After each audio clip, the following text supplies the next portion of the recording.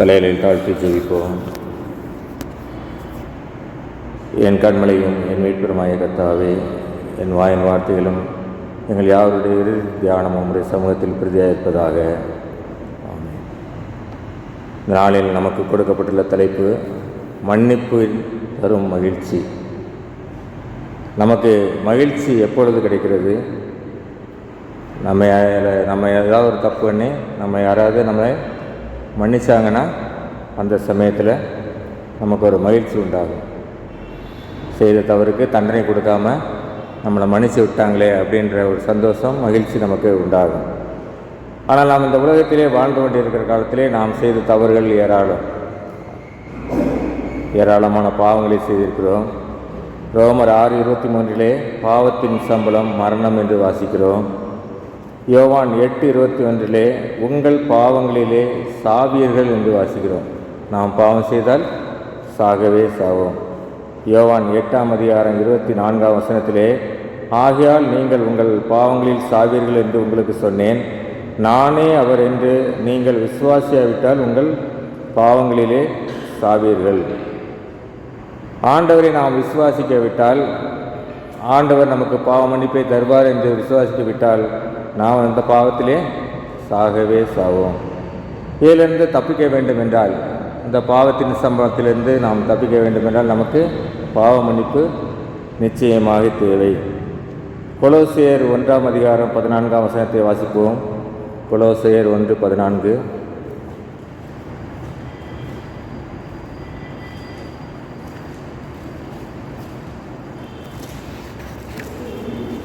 கொலோசியர் 1:14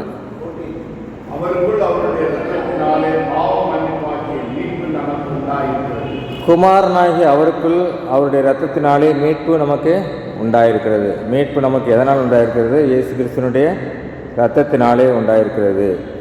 அப்போஸ்தலர் 13:38 கூட நாம் இப்படியே வாசிக்கிறோம். ஆதலால் சகோதரரே, இவர் மூலமாய் உங்களுக்கு பாவமன்னிப்பு உண்டாகும் என்று அறிவிக்கப்படுகிறது. பாவமன்னிப்பு இயேசு கிறிஸ்துவின் மூலமாக மாத்திரம்தான் நமக்கு கிடைக்கிறது.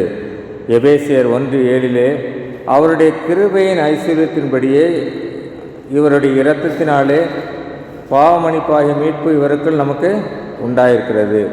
அவருடைய கிருபையின் ஐஸ்வர்யத்தினால்படியே நமக்கு பாவமன்னிப்பு உண்டாகிறது.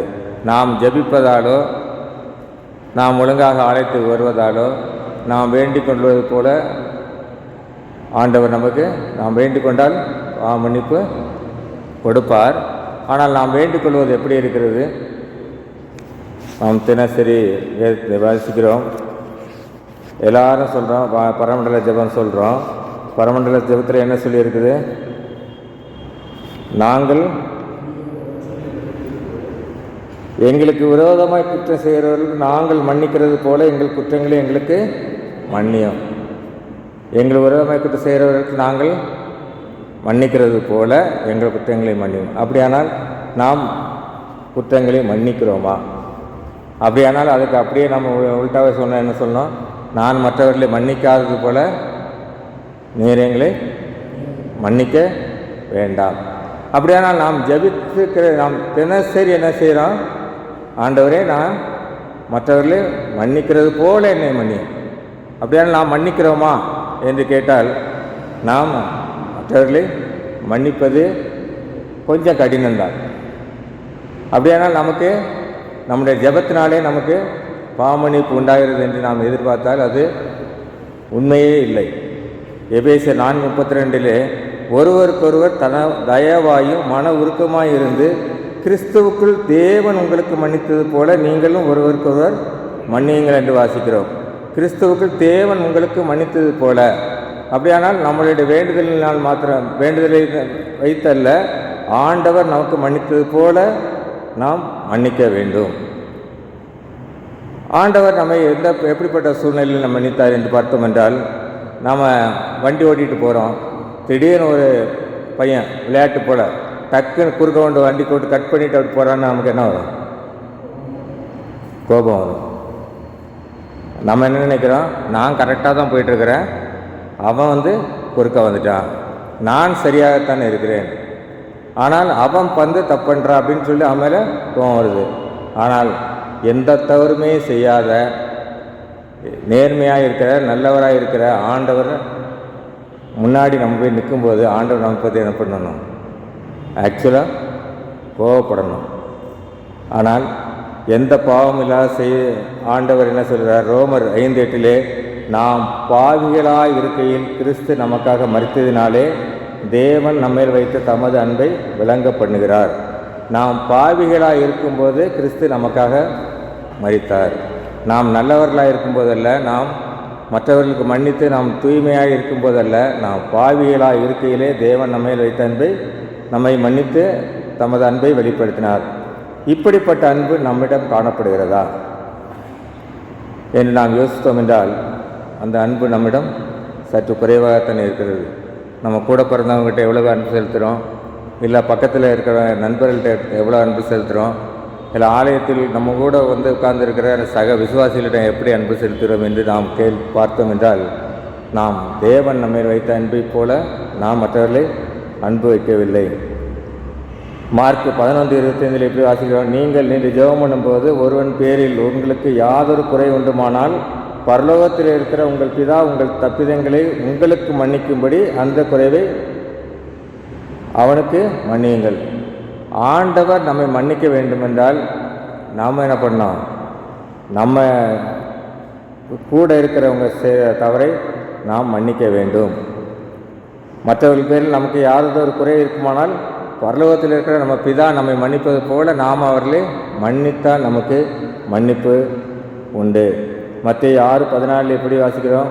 மனுஷருடைய தப்பிதங்களில் நீங்கள் அவர்களுக்கு மன்னித்தால் உங்கள் பரமபிதா உங்களுக்கு மன்னிப்பார். மற்றவர்களை மன்னித்தால் நமக்கு மன்னிப்பு உண்டு. அவர் கிருபையாய் நமக்கு மன்னித்தார், அது உண்மை. ஆனால் ஆண்டவர் என்ன எதிர்பார்க்கிறார்? மற்றவர்களை நாம் மன்னிக்க வேண்டும் என்று ஆண்டவர் விரும்புகிறார். மத்தேயு 6:15 இப்படி வாசிக்கிறோம், மனுஷருடைய தப்பிதங்கள் நீங்கள் அவர்களுக்கு மன்னியாதிருந்தால் உங்கள் பிதா உங்கள் தப்பிதங்களை மன்னியாதிருப்பார். மற்றவர்களை மன்னித்தால் ஆண்டவர் நாம் செய்கிற தவறுகளை மன்னிப்பார். நாம் மன்னியாதிருந்தால் அவர் நம்மை கூட மன்னியாதிருப்பார். அதனால தான் கொலோசியர் 3:13 வாசிப்போம். கொலோசியர் 3:13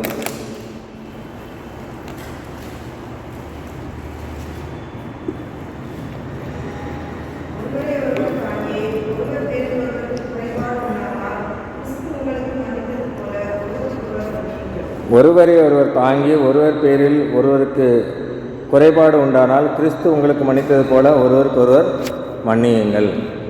ஆண்டவர் நம்மை மன்னித்தது போல நாம் என்ன பண்ணோம்? மற்றவர்களை மன்னிக்க வேண்டும். இதற்கு அழகான ஒரு உவமை வேதத்திலே வாசிக்கிறோம். மத்தேயு 18ஆம் அதிகாரத்தில் 24ஆம் வசனத்தில் ராஜாவிடம் ஒரு ராஜா இருக்கிறார். அவரிடம் கடன்பட்டவர்கள் அநேகர். அந்த கடன்பட்டவர்களில் ஒருவன் 16,000 தாலந்து கடன்பட்டவன் ஒருவனை அவனுக்கு முன்பாக கொண்டு வந்து நிறுத்துகிறார்கள். வேத ஆராய்ச்சியாளர்கள் சொல்கிறார்கள், ஒரு தாளந்து என்பது 6,000 தினாரியம். அப்படியானால் 10,000 தாளந்து என்றால் 6 கோடி தெனாரியம். அந்த காலத்தில் ஒரு மனுஷனுக்கு ஒரு நாள் சம்பளம் எவ்வளவு? ஒரு தினாரியம். இது வேத ஆராய்ச்சியாளர் சொன்னது. அப்படியானால் அந்த 6 கோடி தினாரியத்தை அந்த மனுஷன் அவருக்கு கடனை திரும்ப செலுத்த வேண்டும் என்றால் அவன் எவ்வளவு ஆண்டுகள் வேலை செய்ய வேண்டும் என்று கணக்கு போட்டு பார்த்தால் 1,64,383 ஆண்டுகள் அவன் வேலை செய்தால் தான் அந்த கடனை அடைக்க முடியும். அப்போ எவ்வளோ பெரிய கடன்! ஆண்டவர் நம்மை மன்னித்தது கூட நாம் செய்த பாவங்கள் எவ்வளவோ பெரிய பாவங்கள், எவ்வளவோ அக்கிரமங்கள் எல்லாவற்றையும் ஆண்டவர் அந்த ராஜாவிடம் அவன் அந்த கடன்பட்டவன் வேண்டிக் கொண்ட போது அவனை மன்னித்தது போல ஆண்டவர் நம்மை மன்னித்திருக்கிறார். ஆனால் அந்த கடன் பெற்ற மன்னிப்பு வாங்கினவன் போய் என்ன பண்ணுறான்? அவங்கிட்ட 100 வெள்ளிக்காசு கடன்பட்டவனை போயிட்டு அவனை அடித்து அவனை சிறையில் ஒப்படைக்கிறான். அதே போல் தான் நம்ம அதை வாசிக்கும்போது அவன் பண்ண தப்புன்னு நினைக்கிறோம். ஆனால் நாம் எப்படி இருக்கிறோம்? ஆண்டவர்கிட்ட அவ்வளோ பெரிய பாவ மன்னிப்பை கேட்டு பெற்ற நம்ம என்ன பண்ணுறோம்? ஒரு சின்ன தவறு யாராவது செஞ்சுட்டாங்கன்னா அவங்க மேலே பயங்கரமாக கோவப்படுறோம், பயங்கர எரிச்சல் படுகிறோம், எல்லாமே பண்ணுறோம். அந்த ராஜா இயேசு ஆண்டவர், அந்த ராஜாவிடம் கடன்பட்டவர் நாம். ராஜா நம்மை எப்படி மன்னித்தாரோ அதே போல் தேவன் நம்மை மன்னித்திருக்கிறார். நாம் மற்றவர்களை மன்னிக்க நாம் இல்லாமல் என்ன பண்ணுறோம்? அவனுக்கு தண்டனை கொடுக்குறோம். இதை கேள்விப்பட்ட ராஜா என்ன பண்ணுறாரு? இவனை திரும்ப எடுத்து வந்து உபத்திரம் பண்ணுகிறவர்கிட்ட ஒப்படைக்கிறார். அப்படி நம்ம எல்லாம் ஆண்டவர் வந்து நம்ம மற்றவங்களை மன்னிக்கலைன்னா நம்மளை கூப்பிட்டு கொண்டு போய் திரும்ப தண்டனை கொடுத்தா என்ன ஆகும்? ஆனாலும் ஆண்டவர் மகா கிருபையும் இரக்கமுள்ளவர். ஆண்டவரோட மன்னிப்பு பெற்று நாம் மற்றவங்க செஞ்ச சின்ன தவறை கூட நம்ம என்ன பண்ணுறதில்ல, மன்னிக்க மனம் இல்லாமல் இருக்கிறோம். யாராவது நம்மளை பார்த்து ஒரு வார்த்தை, ஏதாவது ஒரு வார்த்தை சொல்லிட்டாங்கன்னா எவ்வளோ கோவப்படுறோம். நம்ம செஞ்சதையே நம்ம தவறு செஞ்சிருந்தா கூட தவறை சொன்னால் கூட நமக்கு என்ன வந்துடுது? கோவம் வந்துடுது. செய்யாத தவறுக்கு சொன்னால் கோவப்படுற ஓகே, ஆனால் செஞ்ச தவறு கூட அவரும் 4 பேர் முன்னாடி என்னை வந்து சொல்லி காட்டிட்டானே அப்படின்னு நினைக்கிறேன். இல்லை நம்ம ஒரு உறவினர் வீட்டு திருமணத்திற்கு போகிறோம், எகோவர் போகிறோம், நம்மளை பற்றி யாரோ ஒரு வார்த்தை சொல்லிட்டோன்னு என்ன பண்ணுறோம்? இனிமேல் அவன் முகத்தில் கூட முழிக்க மாட்டேன். சரி, நம்ம சொந்தக்காரன் தானே, நம்ம அண்ணன் தானே, நம்ம தம்பி தானே, நம்ம சகோதரி தானே, இல்லை நம்ம அம்மா தானே, இல்லை நம்ம பிள்ளைங்க தானே, எதா சொல்லிட்டாங்க அவங்கள மன்னிப்போன்னு நம்ம என்ன பண்ணுறோம்? மன்னிக்கிறது இல்லை. அந்த கோபத்தை மனசுக்குள்ளேயே வச்சுருக்குறோம். இப்படி மனசுக்குள்ளேயே வச்சுருந்தா என்னாகும்? அந்த கோபம் மகா எரிச்சலை உண்டாக்கும், விரோதங்கள் வளரும், ஒருத்தருக்கு ஒருத்தர் பார்க்கும்போது முறைச்சிட்டு போவோம். இல்லைன்னா இன்னும் ஒருபடி மேலே போனால் என்ன பண்ணுவோம்? நம்மளால் அடிக்க முடியலனாலும் யாரையா வச்சு அடிக்க வைக்கிறது, அடியாட்கள் ஏற்பட்டது, இப்படி பல நிகழ்ச்சிகள் நடைபெறும். நேற்று தினத்தில் நம்ம நியூஸில் பார்த்தீங்கன்னா தெரியும், திருநெல்வேலி பஸ் ஸ்டாண்டில் ஒரு கணவன் மனைவியை ஆர்கியூமெண்ட்டில் பிரச்சனையாகி கழுத்தை வெட்டி கொண்டு போட்டான். ஒரு சின்ன என்ன சம்பவம் நடந்தது, எதனால் அந்த கோபம் வந்ததுன்னு தெரியாது. ஆனால் மன்னிக்க அங்கே மனமில்லாதனால அங்கே ஒரு கொலை நடந்து விட்டது. நாம் கூட அப்படி தான், ஒரு சின்ன விஷயம் பேசினா உட்காந்து பேசினா சரியாயிடும், ஆனால் நம்ம செய்கிறதில்லை. ஆண்டவர் அப்படியெல்லாம் நம்மை பார்த்து நம்ம செய்த தவறுகள்லாம் ஆண்டவர் பார்த்துருந்தால் என்ன எப்படி நினச்சிருப்பார்? நம்மை எப்பொழுதோ கொண்டு போட்டிருக்க வேண்டும். ஆனால் நாம் இன்று ஜீவனுள்ளவர்களாக ஆண்டவர் முன்பாக தைரியமாக நிற்கிறோம் என்றால் ஆண்டவருடைய கிருபையினாலே, அவர் நம்மை மன்னித்ததினாலே நாம் இன்றும் கூட ஜீவனோடு இருக்கிறோம். இயேசு நம்மை மன்னித்தது போல நாமும் மற்றவர்களை மன்னிக்க வேண்டும். இயேசு எப்படிப்பட்ட சூழ்நிலையை மன்னித்தார்? அவரிடம் அற்புதங்களை பெற்றவர்கள், அவரால் ஆசீர்வதிக்கப்பட்டவர்கள், அவருடைய வேத வசனத்தை கேட்டவர்கள் எல்லாரும் அவர் போகும்போது என்ன சொல்கிறாங்க? இவரை சிலுவையில் அறையும் என்று கத்தினார்கள். மாத்திரமல்ல, வாரினால் அடித்தார்கள், தலையில் முள்கிரீடத்தை சூட்டினார்கள், காரி துப்பினார்கள்.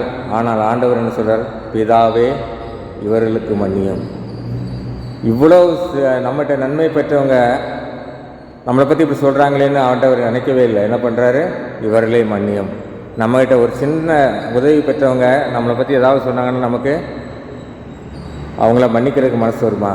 ஆனால் ஆண்டவர் என்ன சொல்கிறார்? இயேசு நம்மை மன்னித்தது போல நாமும் மன்னிக்க வேண்டும் என்று அவர் எதிர்பார்க்கிறார். அவருக்கு தெரியும் ஒருத்தனை நம்மளை காட்டி கொடுக்க போகிறான், இன்னொருத்தர் நம்மளை மறுதளிக்க போகிறான்னு தெரியும். தெரிஞ்சுமே என்ன பண்ணுறாரு? அவர்களுடைய கால்களை கழுவி அவர்களை மனதார ஏற்றுக்கொண்டார். நமக்கு ஒருத்தன் துரோகம் பண்ண போகிறான்னு நம்ம தெரிஞ்சோன்னா நம்ம என்ன பண்ணுவோம்? ஒன்று அவன்கிட்ட எதிர்த்து நிற்போம், இல்லைன்னா அதை விட்டு அவாய்ட் பண்ணிட்டு போயிடுவோம். ஆனால் ஆண்டவர் என்ன பண்ணுறார்? நம்ம காட்டிக்க கொடுக்க போகிறான்னு தெரியும், நம்ம மறுதளிக்க போகிறான்னு தெரியும், இருந்தாலும் அவனுடைய கால்களை கழுவி அப்பத்தை பிட்டு அவர்களுக்கும் கொடுத்தார். மாத்திரமல்ல, யூதாஸ் காட்டி கொடுக்க வந்து முத்தம் கொடுத்த போது அவன் மேலே அவர் கோவப்படலை. என் கூடவே இருந்தியே, என் கூட 3 வருஷமாக நீ ஊழியத்துக்கு எனக்கு உதவியாக இருந்த, ஆனால் நீ இப்போ என்னை காட்டி கொடுக்க வந்துட்டியே அப்படின்னு சொல்லி கோவப்படலை. அதுக்கு பதிலாக என்ன சொல்கிறாரு? மத்தேயு 26:50 வாசிப்போம். மத்தேயு 26:50.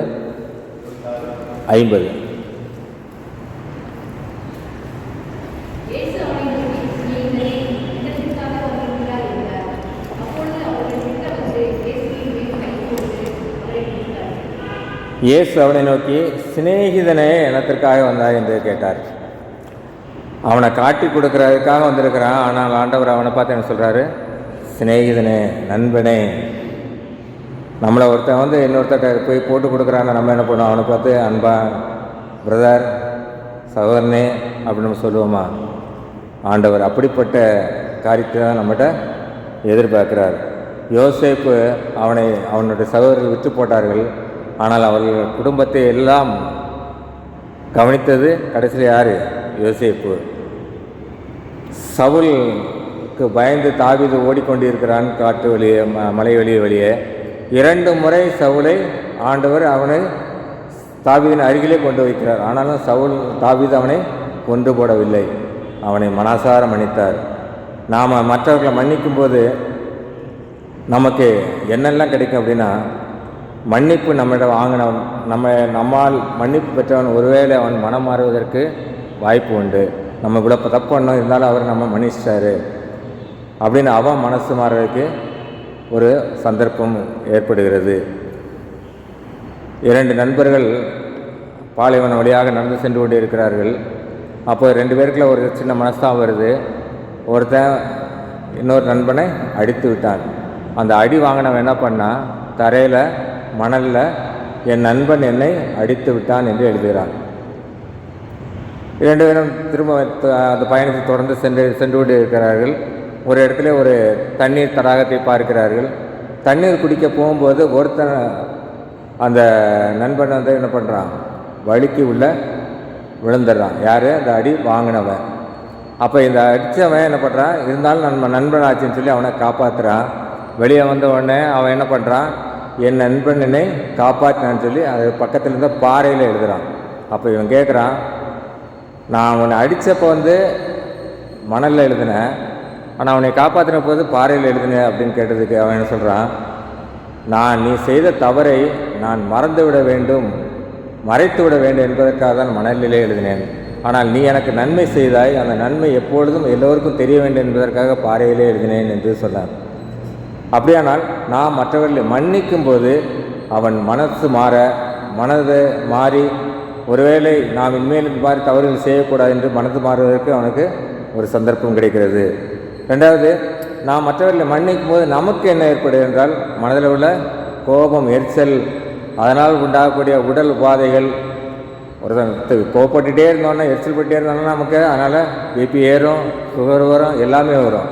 ஆனால் இதை எல்லாத்தையும் அவன் மன்னித்து விடும்போது மனசு லேசாகி இந்த உபாதையிலிருந்து அவன் நீக்கலாம். 3வதாக நாம் மன்னிக்கும் போது ஆண்டவர் நம்மை ஆசீர்வதிக்கிறவராக இருக்கிறார்.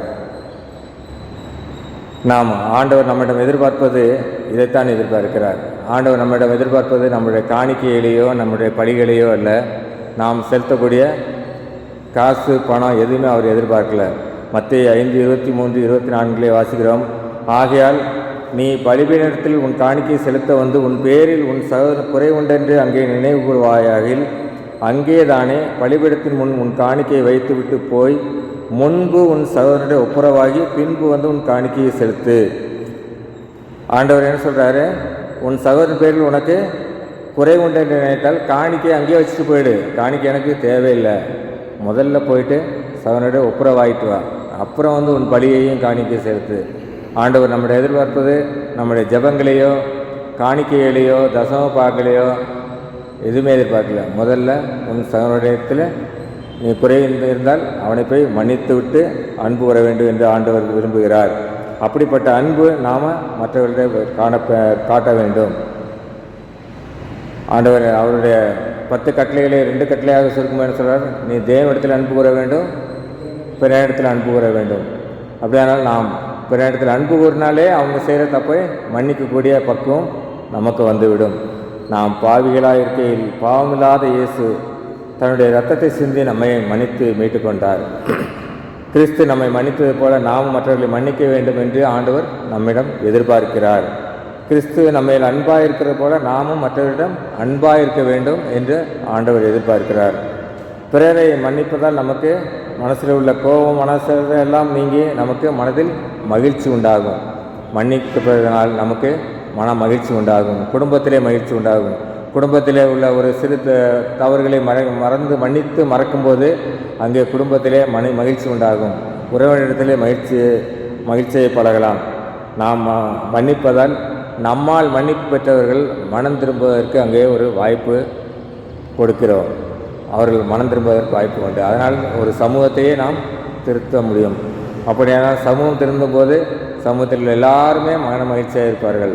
நம்முடைய ஆலயத்திற்கு வந்திருக்கிற அனைவருமே நாம் ஒருவரை ஒருவர் மன்னித்து ஒருவரை ஒரு அன்பாய் பழகும் என்றால், ஒருவரோட ஒரு ஒப்புரவமாக இருப்போம் என்றால் எப்படி இருக்கும்? திருச்சபையில் சந்தோஷமும் மகிழ்ச்சியும் நடக்கும். ஆனால் என்ன பண்ணுறோம்? ஒருத்தருக்கு ஒருத்தர் விரோதமாக பேசி சண்டை போட்டு அந்த மகிழ்ச்சியை நாம் கெடுத்துக் கொள்கிறோம். ஆண்டவர் எதிர்பார்ப்பது நமக்கு ஆண்டவர் மன்னித்தது போல மற்றவர்களை மன்னிக்க வேண்டும் என்று ஆண்டவர் எதிர்பார்க்கிறார். அப்பொழுதுதான் உண்மையான மகிழ்ச்சி அங்கே உண்டாகும். கர்த்தர் தாமே இந்த வார்த்தையிலே ஆசீர்வதிப்பாராக.